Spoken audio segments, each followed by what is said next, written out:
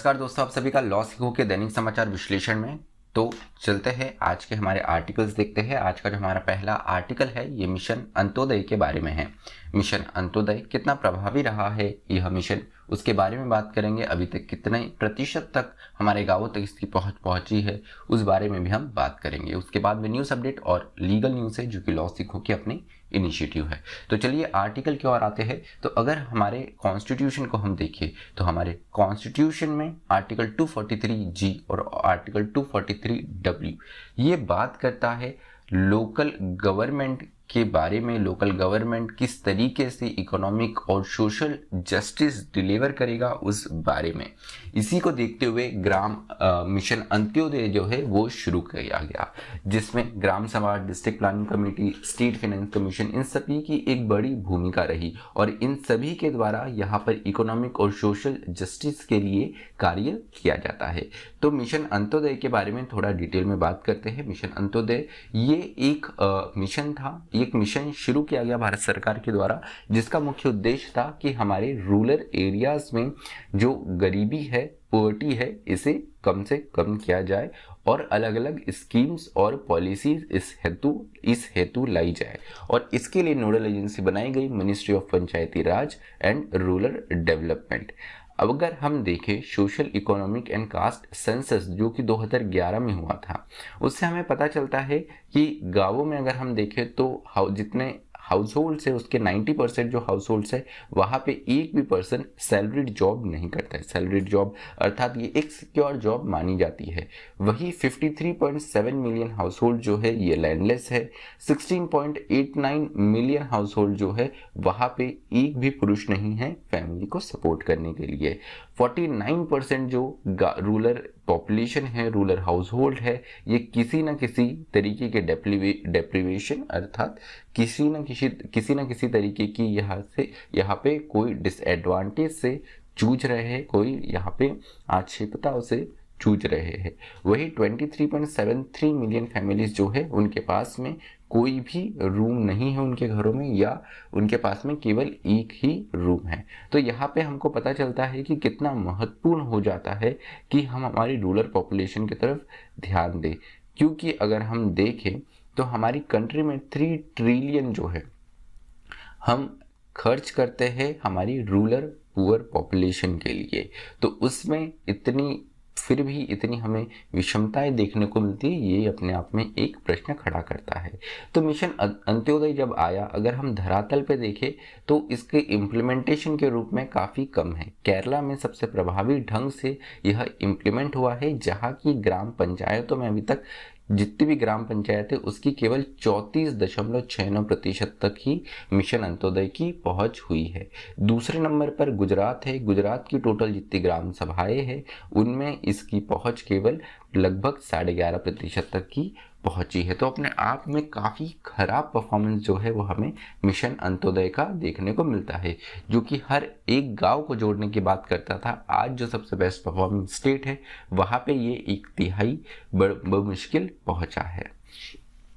अब बात करते हैं कि अगर हम देखें मिशन अंत्योदय के बारे में, तो ज़रूरत है कि मिशन अंत्योदय जो है वो मनरेगा, साथ ही साथ national rural livelihood mission, national social assistance programme, Pradhan Mantri Awas योजना, इन सब के दायरे में लाए जाए, जिससे हमारा प्रशासनिक खर्च जो है वो ज़्यादा से ज़्यादा बढ़ेगा। उसी के साथ में ज़रूरत है कि राज्य और केंद्र सरकार अपने यहाँ पे फिशल फेडरलिज्म को देखते हुए कदम उठाए।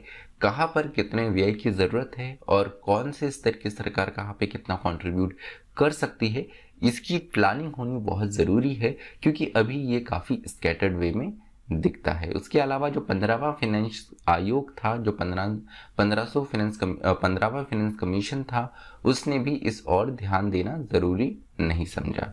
तो ज़रूरत है कि बहुत ज़्यादा पॉलिसीज ना लाते हुए जो हमारे पास में पॉलिसी है उसे ही हम इंटीग्रेट करें और एक प्रभावी ढंग से लोगों के, हमारे नागरिकों के समक्ष रखें, जिससे भारत का ज़्यादा से ज़्यादा विकास और अग्रणी भारत हो सके। चलिए अब आते हैं न्यूज़ अपडेट के ऊपर। एल्वेरो ब्रिटो ये भारतीय हॉकी प्लेयर रह चुकी है, साथ ही इन्होंने हमारी हॉकी टीम की कप्तानी भी संभाली है। इनका हाल ही में निधन हो गया है। इन्होंने मैसूर टीम को, जो कि अब कर्नाटक है, मैसूर टीम को भी कई बार नेशनल लेवल पे यहाँ पर रिप्रेजेंट किया है। उसके अलावा Karnataka state women's hockey association की भी ये 2 दफ़े प्रेसिडेंट रह चुकी है। अगली खबर है वैक्सीन के संबंध में। कोवैक्सीन को अब 6 से 12 वर्ष की आयु के बच्चों के लिए अलाउ कर दिया गया है। वही कोवैक्स जो है इसे 15 से 12 वर्षों के बच्चों के लिए अलाउ किया गया है। अगली खबर है केंद्रीय विद्यालय के संबंध में। केंद्रीय विद्यालय जिसे सेंट्रल स्कूल्स भी कहा जाता है, मिनिस्ट्री ऑफ एजुकेशन के अंडर ये आती है। तो यहाँ पर एडमिशन पॉलिसी में एक बड़ा बदलाव किया है। पहले एडमिशन पॉलिसी में मेंबर ऑफ पार्लियामेंट के यहाँ पे रिक्वेस्ट पे एडमिशन दिया जाता था, लेकिन अब ये एमपी कोटा जो है, मेंबर ऑफ पार्लियामेंट कोटा जो है, ये ख़त्म कर दिया गया है। अगली खबर है आज़ादी की अमृत कहानियाँ। इस कार्यक्रम के बारे में आज़ादी की अमृत कहानियाँ ये आज़ादी का अमृत महोत्सव के अंतर्गत चलाई जाएंगी। यहाँ पर हमारे देश की जो गाथाएं हैं, वीर गाथाएं हैं, उन्हें नेटफ्लिक्स के साथ में ओटीटी प्लेटफॉर्म पर यहाँ पे लाया जाएगा। तो टोटल 25 वीडियोस आएंगे जो कि women empowerment, environment, sustainable development पे बेस्ड होंगे। अगली खबर है पोषण पखवाड़ा के बारे में। पोषण पखवाड़ा ये 21 मार्च से 4 अप्रैल के बीच में चल रहा है। इसका मुख्य उद्देश्य है कि हेल्दी चाइल्ड, यहाँ पर कैसे हम हमारे देश के जो बच्चे हैं इनका अच्छा स्वास्थ्य प्रोवाइड किए जाए, तो आइडेंटिफाई करना जहाँ पे कमियाँ रही है, जहाँ पे जो पोषण की आवश्यकता है वहाँ तक वो पोषण पहुँचाना। उसके अलावा हमारी जो प्रैक्टिसेस है जिससे हमारा स्वास्थ्य ज़्यादा अच्छे से अच्छा बन सके, उस बारे में भी है। मिशन पोषण 2.0 जो है ये एक फ्लैगशिप प्रोग्राम है जो कि न्यूट्रिशन आउटकम जो है चिल्ड्रन, किशोर और जो हमारी प्रेग्नेंट महिलाएं हैं, जो गर्भावस्था अवस्था में जो महिलाएं हैं, और साथ ही साथ जो लैक्टेटिंग मदर्स है, उनके लिए ये पोषण पखवाड़ा बनाया जाता है। अगली खबर है ट्विटर के संबंध में। तो कल ही के दिन ये महत्वपूर्ण खबर आई है कि ट्विटर को अब हमारे दुनिया के सबसे अमीर व्यक्ति जो है इलॉन मस्क, ये $44 मिलियन में खरीद रहे हैं। तो ये डील अभी तक पूर्ण नहीं हुई है, लेकिन अनाउंसमेंट हो चुका है। अगली खबर है भारत की। भारत में 78,220 लोगों ने साथ में हमारा तिरंगा फहरा के बिहार के भोजपुर डिस्ट्रिक्ट के दालूर ग्राउंड में यहाँ पे साथ में तिरंगा फहरा के एक नया गिनीज वर्ल्ड रिकॉर्ड बनाया है, और इसी के साथ में हम गिनीज वर्ल्ड रिकॉर्ड में हमारा नाम शामिल हो गया है। इससे पहले ये रिकॉर्ड पाकिस्तान के पास में था। 18 वर्ष पूर्व करीब 26,000 पाकिस्तानी फ्लैग जो है लाहौर में फहराए गए थे, और इसी रिकॉर्ड को हमने तोड़ा है आज़ादी का अमृत महोत्सव इस कार्यक्रम के दौरान।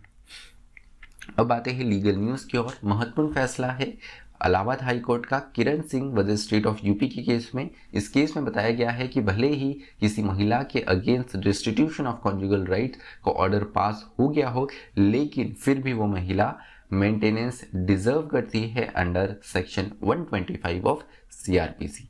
उसके अलावा सुप्रीम कोर्ट ने एक सजेशन दिया है या सरकार को We the Women of India versus Union of India case में। इस केस में कहा गया है कि जो प्रोटेक्शन ऑफिसर्स है डोमेस्टिक वायलेंस एक्ट के अंतर्गत जो प्रोटेक्शन ऑफिसर है, ये अपने आप में पर्याप्त नहीं है। अपनी यहाँ पर जो एक ऑब्जेक्टिव है डीवी एक्ट के अंतर्गत उसको सर्व करने के लिए उन्हें सहायता है कि यहाँ पर आशा और आंगनवाड़ी वर्कर जो है वैसे भी एक फोर्स इनके साथ में होनी चाहिए, जो कि इनके काम को और ज़्यादा इफेक्टिव बनाए और डीवी एक्ट की इम्प्लीमेंटेशन को और अच्छे तरीके से लोगों तक पहुँचाए। इस हेतु आंगनवाड़ी वर्कर और आशा वर्कर्स को एज अ प्रोटेक्शन असिस्टेंट जो है वो डीवी एक्ट में शामिल करना चाहिए। तो चलिए आज का विश्लेषण हमारा यही समाप्त होता है। मुझे सुनने के लिए आप सभी का धन्यवाद।